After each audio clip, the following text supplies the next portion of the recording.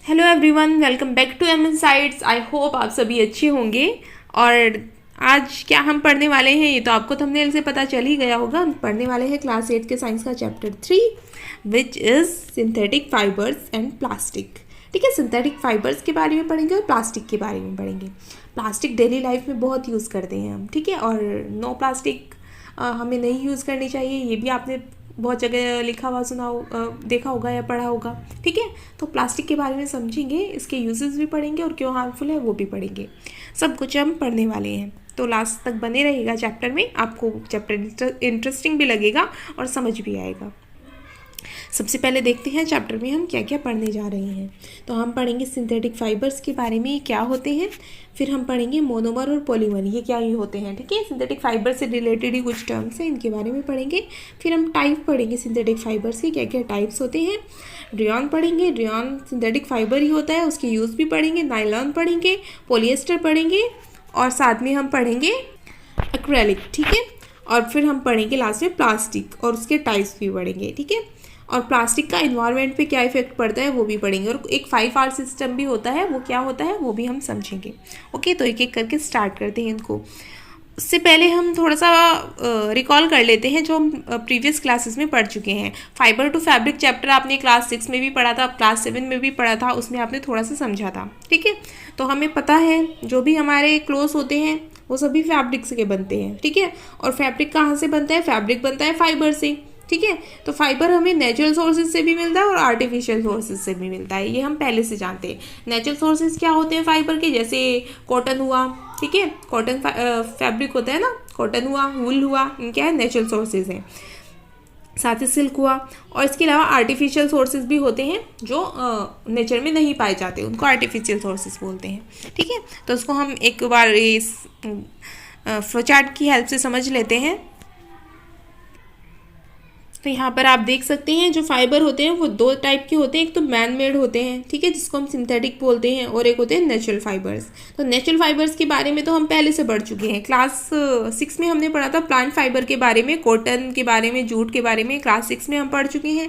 Animal fibre, वुल और silk के बारे में हम क्लास 7 में पढ़ चुके हैं, ठीक है। तो नेचुरल फाइबर्स के बारे में बात नहीं करेंगे आज हम बात करेंगे मैन मेड फाइबर यानी सिंथेटिक फाइबर के बारे में। ये क्या क्या होते हैं, इनके एग्जाम्पल्स हैं नायलॉन, पॉलिएस्टर, पॉलीथीन, ठीक है, रेयॉन, ये सब एग्जाम्पल्स हैं कुछ सिंथेटिक यानी मैन मेड फाइबर्स की, ठीक है। तो इन्हीं के बारे में आज हम पढ़ने वाले हैं और साथ ही प्लास्टिक के बारे में भी पढ़ेंगे। तो आई होप आपको इतना क्लियर हो गया होगा कि हम क्या पढ़ने वाले हैं और प्रीवियस क्लासेस से इसका कैसे लिंक है। ओके, तो देखते हैं सबसे पहले सिंथेटिक फाइबर किस चीज़ का बना होता है, क्या होते हैं सिंथेटिक फाइबर, कैसे बनते हैं। एक सिंथेटिक फाइबर और प्लास्टिक भी किससे बने होते हैं? एक चेन होती है स्मॉल यूनिट्स की, ठीक है, विच कंबाइन टू फॉर्म पॉलीमर्स। इसको आप ऐसे समझ सकते हैं जैसे एक माला बनती है, माला में क्या होता है? मोती पिरोए जाते हैं, ठीक है। जैसे आप यहाँ पे माला देख रहे हैं, उसमें मोती पिरोए जाते हैं, एक एक मोती को मिला के पूरी माला बनती है। तो इसी तरह से छोटी छोटी यूनिट्स को मिलाकर ही पूरा सिंथेटिक फाइबर बनता है, ठीक है। तो उन छोटी यूनिट्स को क्या बोला जाता है? उन स्मॉल यूनिट्स को मोनोमर्स बोला जाता है, ठीक है। तो मोनोमर को मिलाकर क्या बनता है? मोनोमर को मिलाकर जैसे हम मोनोमर को एक यूनिट रखी, हमने दूसरी यूनिट रखी, तीसरी यूनिट रखी, फोर्थ यूनिट रखी, इस तरह से जब उनकी लंबी चैन बन जाती है तो उसको बोला जाता है पॉलीमर, ठीक है। बहुत सारे मोनोमर मिलकर क्या बना देते हैं? पॉलीमर। और ये पॉलीमर वर्ड कहाँ से आया है? ये एक ग्रीक वर्ड है, ग्रीक लैंग्वेज का वर्ड है। इसका पॉली का मतलब होता है मैनी, ठीक है, और मर का मतलब होता है पार्ट, यानी जिसके बहुत सारे पार्ट हो उसको पॉलीमर बोलते हैं, ठीक है। तो पॉलीमर क्या है? वो रिपीटिंग यूनिट से बना होता है और उसकी एक यूनिट को क्या बोला जाता है? एक यूनिट को बोला जाता है उसकी मोनोमर, ठीक है। इतना आप याद रखिएगा। आई होप आपको ये समझ में आ गया होगा। जैसे माला वाला एग्जाम्पल हम देखें तो एक मोती, दूसरा मोती, तीसरा मोती, इस तरह से मोती मोती मिला के माला बनती है। तो सारे मोती से जब माला बन जाएगी तो उसको हम क्या बोलेंगे? उसको हम पॉलीमर बोलेंगे, ठीक है। और सिर्फ एक मोती की बात करें तो एक मोती को हम क्या बोलेंगे? एक यूनिट को क्या बोलेंगे? एक यूनिट को हम बोलेंगे मोनोमर, ठीक है। तो इस तरह से पॉलीमर बनता है, ठीक। अब देखते हैं सिंथेटिक फाइबर किस चीज के बने होते हैं, थोड़ा सा और समझ लेते हैं हम एग्जाम्पल की हेल्प से। All synthetic fibres such as rayon, nylon और पॉलीमर्स, ठीक है। जितने भी सिंथेटिक फाइबर्स हैं, जैसे रेयॉन हुआ, नायलॉन हुआ, सारे पॉलीमर्स है, ठीक है। सारे ऐसे ही मोनोमर की छोटी छोटी यूनिट से बने होते हैं। इनफैक्ट जो नेचर में पाए जाते हैं कुछ फाइबर्स वो भी कुछ पॉलीमर ही होते हैं, जैसे कॉटन पॉलीमर होता है, ठीक है, जिसको हम सेलुलोज भी बोलते हैं। ठीक है, सेलुलोज किसका बना होता है, वो छोटी छोटी यूनिट का बना होता है। उसकी मोनोमर यूनिट क्या होती है, ग्लूकोज।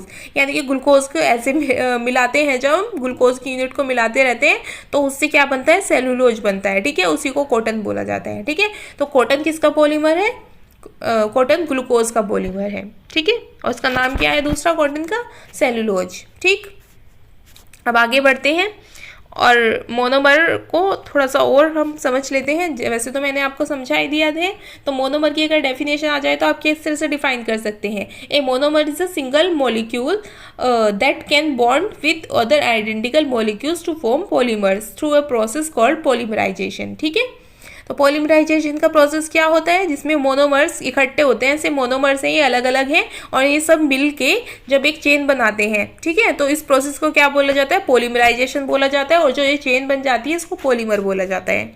ठीक है सॉरी, तो पॉलीमराइजेशन का प्रोसेस भी आप याद रखिएगा। जब स्मॉल मोनोमर्स मिलते हैं एक साथ में पॉलीमर बनाने के लिए, तो उसी प्रोसेस को पॉलीमराइजेशन बोला जाता है। अब देखते हैं type of synthetic fibre. Synthetic fibre कितने टाइप्स के होते हैं, हमें क्या क्या यहाँ पर पढ़ना है।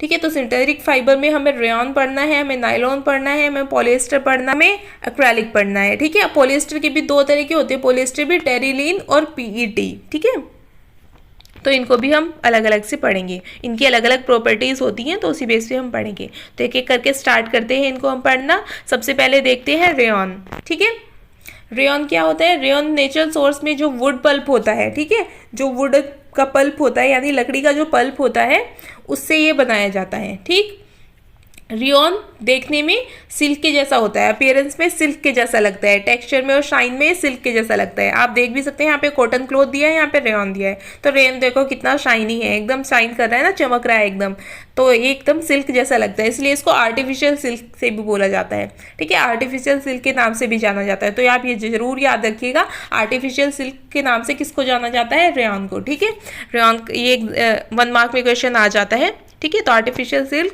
रेयॉन आप याद रखिएगा। अब हम प्रॉपर्टीज़ पढ़ते हैं। रेयॉन की क्या प्रॉपर्टीज़ होती हैं, एक तो ये अच्छे से ड्रैप हो जाता है। ठीक है, इसलिए क्लॉथ बनाने में यूज़ होता है। लस्टरियस होता है अपीयरेंस में। ठीक है, लस्टर होता है इसके अपीयरेंस में, मतलब एकदम चमक होता है, शाइनी होता है। गुड एब्जॉर्बेंट ऑफ स्वेट, पसीनों का आसानी से सोख लेता है। Easily dyed and woven into cloth, dye करना भी इजी होता है और कपड़ों की में बुनाई करना भी इसका इजी होता है। तो ये सारी प्रॉपर्टी की वजह से ये कितना अच्छा हो जाता है, हमारे क्लॉथ बनाने के लिए एकदम परफेक्टली हमें मिल जाता है। ठीक है, अब आगे बढ़ते हैं और यूज़ देख लेते हैं, यूज़ कहाँ कहाँ होता है रेयॉन का। ठीक है, तो सबसे पहली बात, इसका अपीयरेंस में सूट, स्लेक, जैकेट ये सब बनाने में यूज़ होता है। और साथ ही ऑटोमोबाइल में टायर कॉर्ड्स वगैरह बनाने में भी इसका यूज़ होता है, क्योंकि ये इसकी स्ट्रेंथ अच्छी होती है। ठीक है, काफ़ी स्ट्रॉन्ग होता है। और उसको कॉटन के साथ मिला के बेडशीट या बेड स्प्रेड्स भी बनाए जाते हैं। ठीक है, कॉटन के साथ इसको थोड़ा सा मिक्स कर लिया जाता है, तो मिक्स एक तरह का हमारे पास में क्लॉथ आ जाता है जिसकी बेडशीट वगैरह बनाई जाती हैं। इसको वुल के साथ मिक्स करके कारपेट या ब्लैंकेट भी बनाई जा सकती हैं। ठीक है, वुल के साथ मिक्स कर देंगे तो ये कारपेट या ब्लैंकेट बनाने में यूज़ होता है। कारपेट जो नीचे दरी बिछाते हैं उसको बोलते हैं। ठीक है, ब्लैंकेट भी आप जानते ही होंगे। ठीक है, साथ ही साथ में होम फर्निशिंग में भी काम आता है, कर्टन्स बनाने में, टेबल क्लॉथ्स बनाने में, इन सब चीज़ों में भी रेयॉन काम आता है। ठीक है, तो ये इसके यूजेस हुए। अब पढ़ते हैं नायलॉन के बारे में। तो नायलॉन क्या है, ये फर्स्ट सिंथेटिक फाइबर है जिसको बिना किसी नेचुरल रॉ मटेरियल के बनाया गया। ठीक है, तो रॉ मटेरियल अगर इसका नेचुरल नहीं है तो रॉ मटेरियल क्या है इसके, तो इसको कोल से बनाया जाता है। ठीक है, कोल, वाटर और एयर, बस इन चीज़ों का यूज़ करके नायलॉन को बनाया जाता है। आप यहाँ पे देख पा रहे हैं नायलॉन की रॉप रखी है। तो नायलॉन की एक प्रॉपर्टी ये भी होती है, ये काफ़ी स्ट्रॉन्ग होता है, इसलिए इसकी रॉप वगैरह, रस्सी वगैरह भी बनाई जाती है। ठीक है, वैसे भी इसके यूजेस अभी हम पढ़ने ही वाले हैं। तो प्रॉपर्टीज़ देख लेते हैं पहले, नायलॉन की प्रॉपर्टीज़ क्या क्या होती हैं। तो नायलॉन की क्या क्या प्रॉपर्टीज़ होते हैं, उसके बेस पे इसको क्या बनाया जाता है। अब इसकी रोप और रॉक क्लाइंबिंग के लिए क्यों बनाई जाती है, इसकी रस्सियाँ क्यों बनाई जाती हैं, क्योंकि ये काफ़ी स्ट्रॉन्ग फाइबर है, लाइट वेट है और वेदर रेजिस्टेंट है। ठीक है, वेदर का कोई फ़र्क नहीं पड़ता इसमें, बारिश में भी धूप में भी कोई फ़र्क नहीं पड़ता। ठीक है, स्ट्रॉन्ग होता है काफ़ी, मतलब टूटता नहीं है। ठीक है, लाइट वेट होता है, ले जाने में आसान होता है, इसकी वजह से इसकी रॉप रस्सियाँ बनाई जाती हैं। फिशिंग नेट भी बनाया जाता है इसका, ठीक है, जो मछली पकड़ने के लिए नेट बनाया जाता है ना, जाल बनाया जाता है, उसको भी इससे बनाया जाता है। क्यों बनाया जाता है? क्योंकि स्ट्रॉन्ग होता है, इलास्टिक होता है और वाटर रेजिस्टेंट होता है, ठीक है, पानी का भी इस पर इफेक्ट नहीं होता, इसलिए इसको बनाया जाता है फिशिंग नेट के लिए। टेंट बनाने के लिए भी यूज़ किया जाता है क्योंकि स्ट्रॉन्ग होता है, लाइट होता है, ठीक है, और ज़्यादा वाटर भी अब्जॉर्व नहीं करता और ड्राई क्विकली, इजीली ड्राई हो जाता है, ठीक है। तो टेंट बनाने के लिए तो हमें ऐसी ही चीज़ें चाहिए, तो इसलिए इसका टेंट बनाने में भी यूज़ होता है। तो ये यूज रहे नायलॉन के, ठीक है। तो यहाँ पे भी आप देख सकते हैं और भी यूजेस दे रखे हैं यहाँ पे। क्लॉथ बनाने के लिए भी यूज़ होता है, ठीक है, पैराशूट में भी यूज़ होता है इसका, ठीक है, रॉक क्लाइंबिंग के लिए रॉप बनाने में भी यूज़ होता है, जैसे मैंने बता ही दिया। टूथब्रश वगैरह बनाने में, कार की सीट बेल्ट बनाने में, इनमें भी यूज़ होता है नायलॉन का, ठीक है। टेंट कर्टन, स्लीपिंग बैग्स बनाने में, इन सब चीज़ों में भी यूज़ होता है। आप यहाँ पे देख पा रहे हैं पिक्चर में भी, यहाँ पे कुछ यूजेस दिए हैं, ठीक है। नायलॉन स्टॉकिंग दी है, पैराशूट दिया है, तो ये सब चीज़ें नायलॉन से बनी है। तो नायलॉन काफ़ी स्ट्रॉन्ग होता है और वाटर को इतना अब्जॉर्ब नहीं करता, साथ ही साथ इसकी स्ट्रेंथ भी अच्छी होती है और क्विकली ड्राई हो जाता है। तो इन सारी प्रॉपर्टीज़ की वजह से इनसे हम इतनी सारी चीज़ें बना सकते हैं, ठीक है, और साथ में लाइट वेट भी होता है। अब पढ़ते हैं पॉलिएस्टर के बारे में। तो पॉलिएस्टर की क्या प्रॉपर्टी होती है कि रिंकल नहीं होता इजीली, इसमें सिकुड़न नहीं आती, सिकुड़ता नहीं है, ठीक है। तो इस फाइबर से इजीली वॉश किया जा सकता है और इसको आयरन करने की नीड भी नहीं होती। तो इसके ड्रेस मटेरियल यानी कि पहनने के कपड़े बहुत ही अच्छे बनाए जाते हैं पॉलिएस्टर के, क्योंकि कॉटन जो होता है उसमें एकदम सिकुड़न पड़ जाती है, ठीक है, रिंकल हो जाता है, ठीक है, रिंकल्स आ जाते हैं उसमें, लेकिन पॉलिएस्टर में रिंकल्स नहीं आते, इसलिए ड्रेस मटेरियल बनाने में इसका यूज़ होता है। और इसका नाम पॉलिएस्टर कैसे पड़ा? अजीब सा नाम है। तो पॉली का मतलब होता है मैनी और एस्टर एक तरह का केमिकल है, ठीक है, तो इनके नाम से बना है। एस्टर इसकी यूनिट होती है जिसको मिला के पॉलिएस्टर बनता है, तो इस तरह से इसका नाम ये पड़ा है, ठीक है। इसके टाइप भी होते हैं। टेरिलीन, टेरिलीन एक पॉपुलर पॉलिएस्टर है, ठीक है। इसको फाइन फाइबर में ड्रॉन किया जा सकते हैं, मतलब पतले पतले इसके फाइबर बनाए जा सकते हैं जिसको हम यार्न में, धागे में बुन सकते हैं, ठीक है। तो टेरिलीन है। और दूसरा है पेट यानी पॉलीएथाइलिन टेरापेथेलेट, ठीक है, ये बहुत ही फेमिलियर फॉर्म है पॉलिएस्टर की। इससे बॉटल बनाई जाती है, यूटेंसिल्स यानी बर्तन वगैरह बनाए जाते हैं, वायर्स बनाए जाते हैं, इसके अलावा भी यूजफुल प्रोडक्ट बनाए जाते हैं। तो इससे ऐसी स्ट्रॉन्ग चीज़ें भी बनाई जाती हैं पॉलिएस्टर से, ठीक है, जब ये पेट फॉर्म में होता है। और जो टेरिलीन है उससे क्लोथ्स वगैरह बनाए जाते हैं, यार्न बनाई जाती है।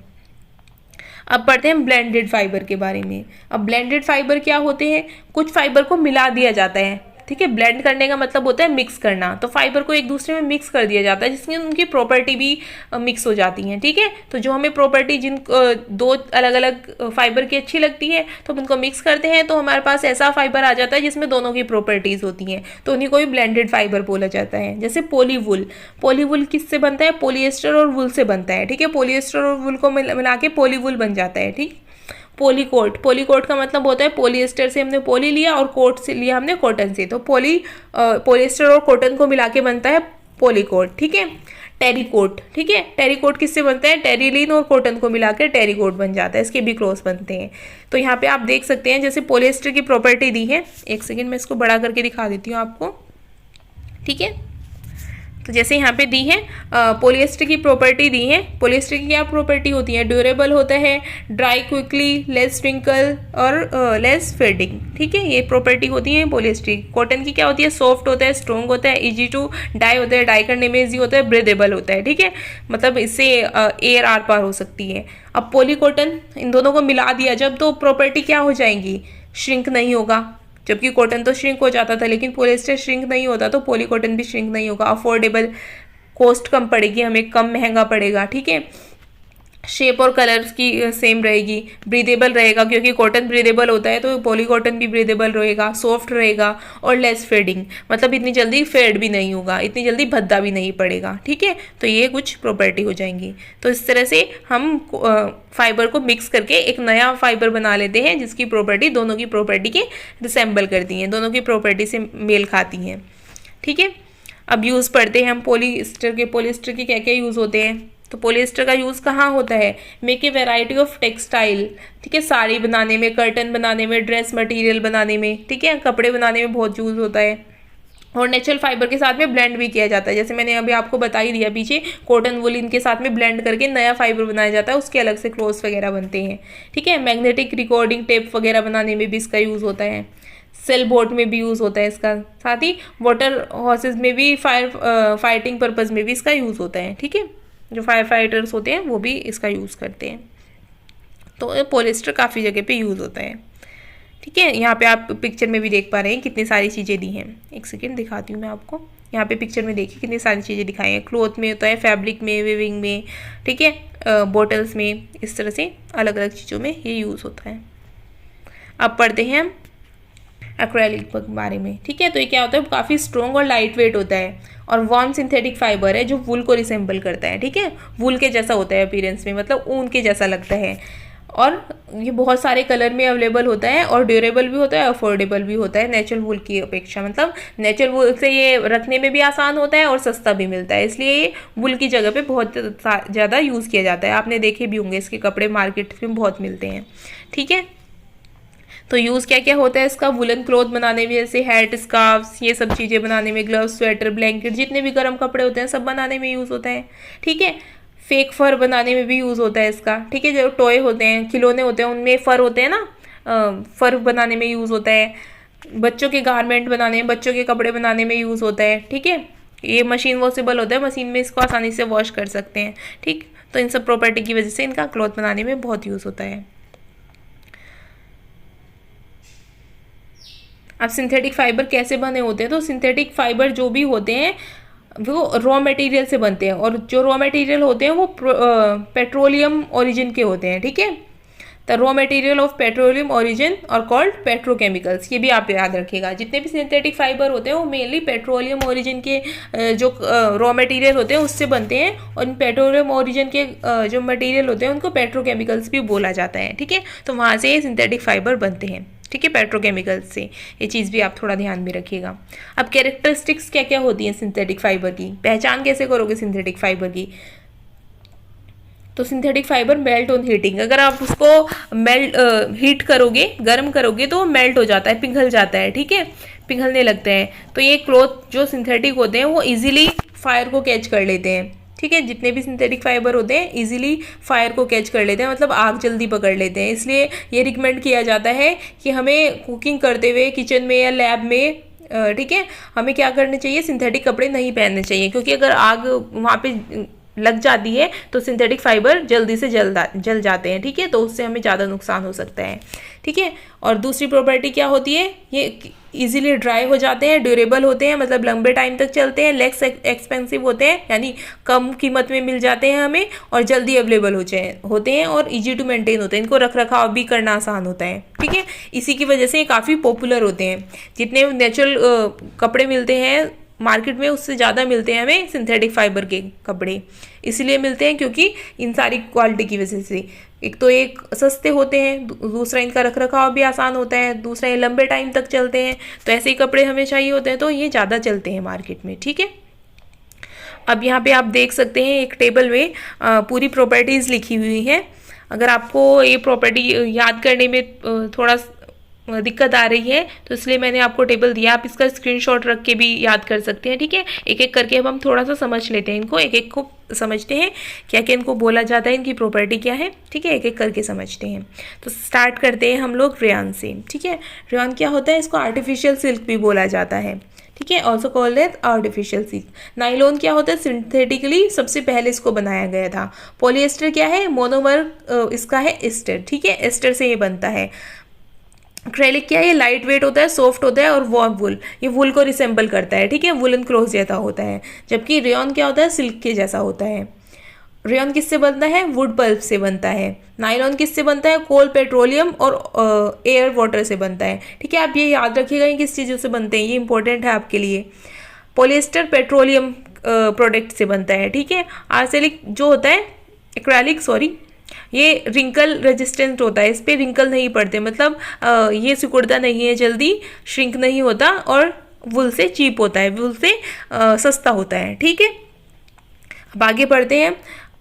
ये अब्जॉर्ब करता है मॉइस्चर को और इजी टू वेयर होता है, जो हमारा रेयन होता है, ठीक है। नायलॉन क्या होता है, नायलॉन स्ट्रॉन्ग होता है, इलास्टिक होता है, रिंकल रेजिस्टेंट होता है और लेस वाटर को जल्दी एब्जॉर्ब कर लेता है, इजी टू वॉश भी होता है, ठीक है। पॉलिएस्टर क्या होता है, ये स्ट्रॉन्ग होता है, केमिकल रेजिस्टेंट होता है, ड्यूरेबल होता है, वाटर को जल्दी एब्जॉर्ब नहीं करता, क्विकली ड्राई हो जाता है, ठीक है। और एक्रेलिक जो होता है कैन बी ड्राई इजीली इन और वेराइटी ऑफ कलर में अवेलेबल होता है, ठीक है। तो ये थोड़ा सा आप याद रखिएगा। ये जल्दी जल्दी मैंने आपको सारी रिवाइज करा दिया है जो हमने अब तक पढ़ा है। अब हम आगे बढ़ते हैं और अब पढ़ते हैं प्लास्टिक के बारे में, ठीक है। इस चैप्टर में बोला था ना कि स्टार्टिंग में मैंने प्लास्टिक के बारे में भी पढ़ना है, तो प्लास्टिक के बारे में पढ़ते हैं। Plastic is a polymer, plastic एक पॉलीमर है विच can B mould into different shape, जिसको अलग अलग शेप में बनाया जाता है। प्लास्टिक एक ग्रीक वर्ड से आया है प्लास्टिकोस, ठीक है, जिसका मतलब होता है दैट कैन बी मोल्ड और शेप, ठीक है, जिसको शेप दिया जा सके, इस वर्ड से ये बना है, ठीक है, पॉस्किटोस प्लास्टिकोस। Plastic can be recycled and used, plastic को रिसाइकल और यूज़ भी किया जा सकता है, इसको मेल्ट किया जा सकता है, शीट बनाई जा सकती है, वायर बनाए जा सकते हैं, कलर भी किया जा सकता है। तो आपने देखा भी होगा हमारे आसपास कितनी सारी चीज़ों में प्लास्टिक होता है, बहुत चीज़ें बनती हैं प्लास्टिक की, ठीक है। तो प्लास्टिक का जो पॉलीमर होता है वो इस तरह से लीनियर भी हो सकता है, मतलब एक के बाद एक, एक के बाद एक, इस तरह से लाइन में भी हो सकते हैं जो मोनोमर है। ब्रांच भी हो सकता है, मतलब ऐसे एक पॉलीमर है, इसकी ऐसे ब्रांच निकली हुई है, ठीक है। साथ ही साथ में क्या होता है, क्रॉस लिंक भी हो सकता है, जैसे यहाँ पे दो चेन है, यहाँ पे आपस में लिंक कर रही है, इस तरह से भी हो सकता है। और नेटवर्क पॉलीमर भी हो सकता है, इस तरह से नेटवर्क की फॉर्म में भी हो सकता है, ठीक है। तो ये कुछ टाइप्स हैं पॉलीमर्स के। अब प्लास्टिक के बारे में पढ़ते हैं हम, पॉलीएथीन के बारे में। पॉलीथीन क्या होता है, पॉलीएथीन से बना है, ठीक है। पॉली का मतलब हम पढ़ ही चुके हैं मैनी, और एथीन इसकी यूनिट है, ठीक है, मोनोमर यूनिट जो है, ठीक है। तो ये एग्जाम्पल है प्लास्टिक का ही। इसको पॉलीथीन बैग्स बनाने के लिए मोस्टली यूज़ किया जाता है, ठीक है। जो आप प्लास्टिक बैग्स देखते हैं, ये पॉलीथीन बैग्स, तो ये पॉलीएथीन के ही बने होते हैं, ठीक है, ये आप याद रखिएगा। अब टाइप देखते हैं, प्लास्टिक भी दो टाइप की होती है, एक थर्मोप्लास्टिक होती है, एक थर्मोसेटिंग प्लास्टिक होती है, ठीक है। तो एक एक करके इनको भी पढ़ेंगे, दो टाइप होते हैं, इनकी अलग अलग प्रॉपर्टीज़ भी होती हैं, थोड़ा समझ लेते हैं इस बारे में। जो थर्मोप्लास्टिक होती है वो क्या होती हैं, ठीक है। Plastic which can deform easily on heating and can be bend easily are known as thermoplastic, मतलब जो प्लास्टिक गर्म करने पर पिघल जाती हैं उनको थर्मोप्लास्टिक बोला जाता है। पॉलीथीन, पीवीसी, ये सब एग्जाम्पल है थर्मोप्लास्टिक के, ठीक है। गर्म करेंगे हम तो पिघल जाएंगे, ठीक है, हीट करने पर ही मेल्ट हो जाते हैं। तो इनको क्या बनाने में यूज़ किया जाता है, टॉयज़ बनाने में, खिलौने बनाने में, कॉम, कंघी बनाने में, और कंटेनर्स वगैरह बनाने में, डब्बे बनाने में इनका यूज़ किया जाता है, ठीक है। अब देखते हैं हम थर्मोसेटिंग प्लास्टिक क्या होती है। तो जो थर्मोसेटिंग प्लास्टिक होती है, जब उसको एक बार मोल्ड कर दिया जाता है, एक बार हमने उसका कुछ बना दिया, फिर उसको ऐसा नहीं है कि आप गर्म करके पिघला के उसका और कुछ बना दोगे, ठीक है। उसको फिर गर्म करके पिघलाया नहीं जा सकता, ठीक है, हीट करने पर फिर वो सॉफ्ट नहीं होती, ठीक है। टू एग्जाम्पल क्या है इसके, जैसे बेकेलाइट और मेलेमाइन, ये दो एग्जाम्पल है थर्मोसेटिंग प्लास्टिक के। और इसका यूज़ कहाँ होता है, इलेक्ट्रिक स्विच बनाने में, जो स्विच घर में लगे होते हैं ना, वो थर्मोसेटिंग प्लास्टिक की होती है, अगर उनको आप हीट करेंगे वो पिघलेंगे नहीं। हैंडल्स ऑफ वेरियस यूटेंसिल्स, जो यूटेंसिल्स होते हैं उनके हैंडल्स भी बनते हैं, क्योंकि हैंडल्स अगर जो भी हम बर्तन काम करते हैं किचन में, वो गर्म तो हम करते हैं, अगर वो ऐसी प्लास्टिक के बने होंगे जो गर्म करने पे पिघल जाएगी, तो हैंडल्स पिघल जाएंगे ना गर्म करने पे, तो इसलिए वो थर्मोसेटिंग प्लास्टिक के बनाए जाते हैं, ओके। तो ये टेबल है आपके सामने, ठीक है, थोड़ा सा डिफरेंस लिखा है यहाँ पे थर्मोप्लास्टिक, थर्मोसेटिंग प्लास्टिक के बारे में, इसको भी हम समझ लेते हैं।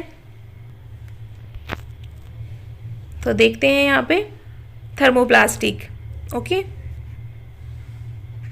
थर्मोप्लास्टिक क्या होते हैं, plastic which can be deform and bend easily on heating are known as thermoplastic, जो इजीली बेंड हो जाती हैं, ठीक है, गर्म करने पर, उनको थर्मोप्लास्टिक बोला जाता है। टॉयज, कॉम वगैरह बनाने में इनका यूज़ होता है। और थर्मोसेटिंग प्लास्टिक क्या होती है, जो हीट करने पर सॉफ्ट नहीं होती, हीट करने पर सॉफ्ट नहीं होती, जब एक बार इनको कुछ बना दिया हमने, फिर उसके बाद उसको गर्म भी करेंगे तो भी वो सॉफ्ट नहीं होती। एग्जाम्पल क्या है, थर्मोप्लास्टिक के एग्जाम्पल्स हैं पॉलीथीन, पीवीसी, और थर्मोसेटिंग प्लास्टिक के एग्जाम्पल है बेकेलाइट और मेलामाइन, ओके। अब आगे पढ़ते हैं। अब पॉलीथीन का यूज़ कहाँ होता है, प्लास्टिक बैग्स बनाने में यूज़ होता है, और ये पॉली और एथीन से मिलकर बना होता है, एथीन इसकी मोनोमर यूनिट है, ठीक है। पीवीसी का यूज़ कहाँ होता है, स्ट्रॉन्ग होता है और लाइट वेट होता है, ठीक है।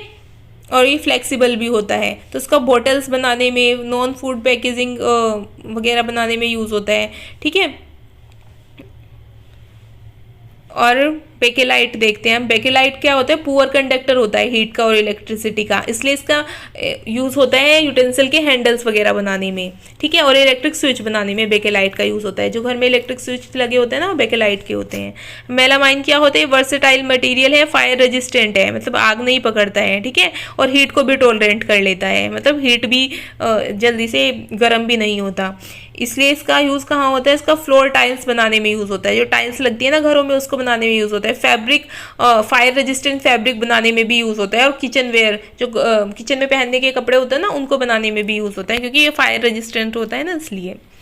तो ये हमने पढ़ लिया है थर्मोसेटिंग और थर्मोप्लास्टिक के बारे में। ठीक है, अगर आपको कोई डाउट हो तो आप कमेंट सेक्शन में पूछ सकते हैं। आई होप आपको समझ आ ही गया होगा, और इसका आप स्क्रीनशॉट लेकर भी रख सकते हैं। ओके, तो स्क्रीनशॉट लेकर रखेंगे तो आपको इस टेबल से ये पूरा इजीली याद रहेगा।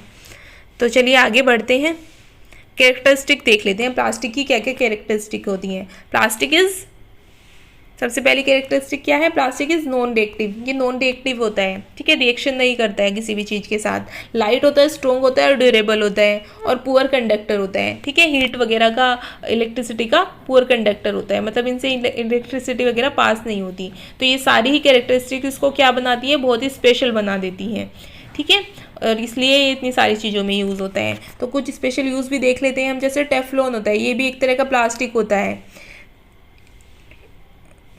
जिस पे क्या होता है, टेफ्लॉन पे जो वाटर और ऑयल है वो चिपकता नहीं है। तो इसलिए इसको नॉन स्टिक कुकवेयर बनाने में, जो नॉन स्टिक बर्तन आते हैं ना, उसको बनाने में टेफ्लॉन का यूज़ होता है। ठीक है, उस पर टेफ्लॉन की कोटिंग होती है। तो याद रखिएगा, नॉन स्टिक जो बर्तन होते हैं उस पर किसकी कोटिंग होती है, टेफ्लॉन की। ठीक है, इसी तरह से मेलामाइन होते हैं, सिंथेटिक फाइबर है, कैचेस फायर इजीली, जो इजीली फायर कैच कर लेता है। सॉरी, जो मेलामाइन है वो इजीली फायर कैच नहीं करता है।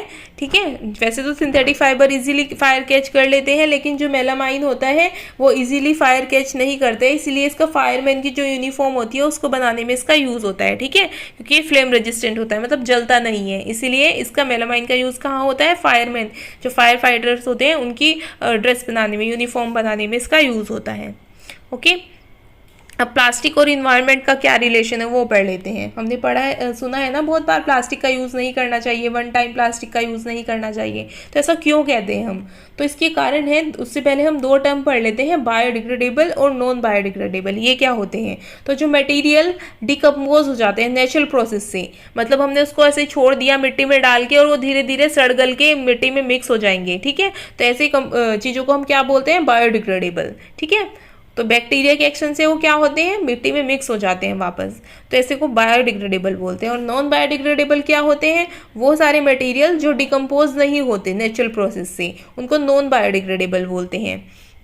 ठीक है, तो ऐसे मटेरियल तो हमारे लिए, आप खुद ही सोचिए, नॉन बायोडिग्रेडेबल मटेरियल क्या होंगे, जो इजीली डिकम्पोज नहीं होते, मिट्टी में मिक्स नहीं होते। तो ऐसे अगर हम मटेरियल बनाते रहेंगे जो मिट्टी में वापस नहीं मिलते हैं या जो डिकम्पोज नहीं होते वापस, तो ऐसे तो हमारे पास में ढेर लग जाएगा उन मटेरियल्स का। तो यही प्रॉब्लम प्लास्टिक के साथ में है। प्लास्टिक जो है एनवायरनमेंट के लिए बहुत ही हार्मफुल है, क्योंकि नॉन बायोडिग्रेडेबल है। एक बार हमने प्लास्टिक बना दी तो उसका डिस्पोजल बहुत ही बड़ी प्रॉब्लम हो जाती है, उसको हम फिर खत्म नहीं कर पाते, नष्ट नहीं कर सकते उसको। एक बार प्लास्टिक बना दी तो फिर वो प्लास्टिक ही रहेगी। ठीक है, वो डिग्रेडेबल नहीं होती। तो ये सबसे बड़ी प्रॉब्लम है प्लास्टिक के साथ में। ठीक है, अब टाइप ऑफ वेस्ट और हम पढ़ लेते हैं, क्या क्या जो मटेरियल है वो बायोडिग्रेडेबल है और क्या क्या नहीं है। ये एनसीईआरटी में आपके टेबल दी है, तो मैंने सोचा आपको समझा देते एक बार। तो जो वेजिटेबल और फ्रूट के लेफ्ट ओवर फूड स्टफ होता है, ये सारी चीज़ें बायोडिग्रेडेबल होती हैं। पेपर, ये भी बायोडिग्रेडेबल होते हैं। यहाँ पे टाइम भी दिया है, कितना टाइम लगता है इनको मिट्टी में मिक्स होने के लिए। ठीक है, डिजनरेट होने के लिए। कॉटन क्लॉथ होते हैं वो 2 से 5 मंथ में बायोडिग्रेडेबल होता है। ये भी वुड भी बायोडिग्रेडेबल होता है, वुलन क्लॉथ्स भी बायोडिग्रेडेबल होते हैं। ये सारी देखी होगी आपने, नेचुरल चीज़ें हैं। लेकिन यहाँ पे टिन, एल्यूमिनियम और अदर मेटल आते हैं, तो ये 100 से 500 ईयर तक लेते हैं मिट्टी में मिक्स होने के लिए, तो ये नॉन बायोडिग्रेडेबल की कैटेगरी में आते हैं, ठीक है। और प्लास्टिक बैग को तो बहुत साल लगते हैं, ठीक है, सेवरल ईयर्स लिखा है, यानी इससे भी ज़्यादा साल लगते हैं जितने टिन, एल्यूमिनियम, इन सब चीज़ों को लगते हैं, तो ये नॉन बायोडिग्रेडेबल है, ठीक है। तो सोचिए इतने सालों तक कोई चीज़ ख़त्म ही नहीं होगी तो फिर आगे क्या होगा, है ना, कितना कूड़ा इकट्ठा हो जाएगा हमारे पास में। तो पढ़ते हैं हम 5 Rs to minimise the environment damage. अब कुछ हमें तरीके सोचने पड़ेंगे जिससे हम ऐसे कूड़े का ढेर इकट्ठा होने से बचा सके अपने इन्वायरमेंट में। तो उसके लिए इन 5 Rs का यूज़ करते हैं। फर्स्ट R का मतलब होता है रिफ्यूज़, ठीक है। 5 R का मतलब क्या है, 5 R, ठीक है, R R R R R, इस तरह से, ठीक है। तो फर्स्ट R का मतलब होता है रिफ्यूज़, सेकंड रिड्यूस, फिर रीयूज़, फिर रीपर्पस और रिसाइकल। ये सारे आपको ऑर्डर में ही याद करने हैं, रिफ्यूज़, रिड्यूस, रीयूज़, रीपर्पस और रिसाइकल। अब इनको समझ भी लेते हैं ये क्या होते हैं, ठीक है। तो रिफ्यूज़ का मतलब होता है do not buy anything we do not need, जिसकी ज़रूरत नहीं है उसको खरीदो ही मत, रिफ्यूज़ कर दो, मना कर दो, ठीक है, डायरेक्ट मना कर दो कि जो नहीं चाहिए वो नहीं खरीदेंगे, ठीक है। एक्स्ट्रा मत लो, जब एक्स्ट्रा हम लेंगे ही नहीं तो एक्स्ट्रा इन्वायरमेंट में जाएगा ही नहीं। दूसरा क्या होता है, रिड्यूस। रिड्यूस का मतलब है जितना हमें चाहिए उससे कम करें हम, ठीक है, कम यूज़ करें। Minimize the use of plastic in our daily life, ठीक है। अगर हमें यूज़ करना भी है तो हम उसको मिनिमाइज करें, कम से कम यूज़ करें, ठीक है। उसकी जगह पे जैसे हम प्लास्टिक बैग की जगह पे कपड़े का थैला यूज़ कर सकते हैं, तो जहाँ पर हम ऐसा कर सकते हैं, दूसरी चीज़ों से रिप्लेस कर सकते हैं, ऐसा हम कर दें वहाँ पे। दूसरा है रीयूज़, ठीक है। अगर आपने एक बार ले भी लिया है कोई प्लास्टिक का आइटम तो उसको रीयूज़ करें, ठीक है। ऐसा नहीं है आपने एक प्लास्टिक का थैला एक बार यूज़ किया फिर उसको फेंक दिया, ठीक है। उसको फेंकने की बजाय आप उसको दोबारा भी यूज़ कर सकते हैं। नेक्स्ट है रीपर्पस। रीपर्पस का क्या मतलब है, if we are not using something alter or change to use in a different way. मतलब अगर आपने प्लास्टिक बैग का अगर यूज़ नहीं कर रहे हैं प्लास्टिक बैग की तरह, तो आपका उसको किसी और तरह से यूज़ कर सकते हैं, उसको सामान स्टोर करने के लिए यूज़ कर सकते हैं, आप उसका कुछ और बना सकते हैं, ठीक है। प्लास्टिक का टॉय है आपका, टूट गया है, तो आप उससे कुछ नया कुछ बना सकते हैं, ठीक है। तो उसको रीपर्पस बोला जाता है। नेक्स्ट है रिसाइकल। रिसाइकल का क्या मतलब है, जो प्लास्टिक वेस्ट है, मतलब उसका हम ऊपर वाले में से कुछ भी नहीं कर सकते, तो हम क्या करते हैं, उसको शॉर्ट करते हैं, उसको रिसाइकलिंग फैक्ट्रीज में भेजते हैं, जहाँ पे उसको रिसाइकल करके उससे नया कुछ चीज़ बनाई जाती है, ठीक है, नई कुछ चीज़ बनाई जाती है। इससे क्या होता है, वो पुरानी प्लास्टिक का यूज़ होके कुछ नया बन जाता है, तो नई तरीके से वो यूज़ हो जाता है। तो ये 5 Rs है हमारे, ठीक है। इनका यूज़ हमें करना चाहिए जहाँ तक हम कर सकते हैं। अब हम बात करते हैं how can we minimize pollution cause by plastic. Plastic से होने वाले पॉल्यूशन को हम कैसे मिनिमाइज करें, अपनी तरफ से हम क्या कर सकते हैं। तो सबसे पहला काम हम कर सकते हैं, जो प्लास्टिक बैग है वाटर बॉडीज में ना फेंके, उनको रोड पर ना फेंके, ठीक है।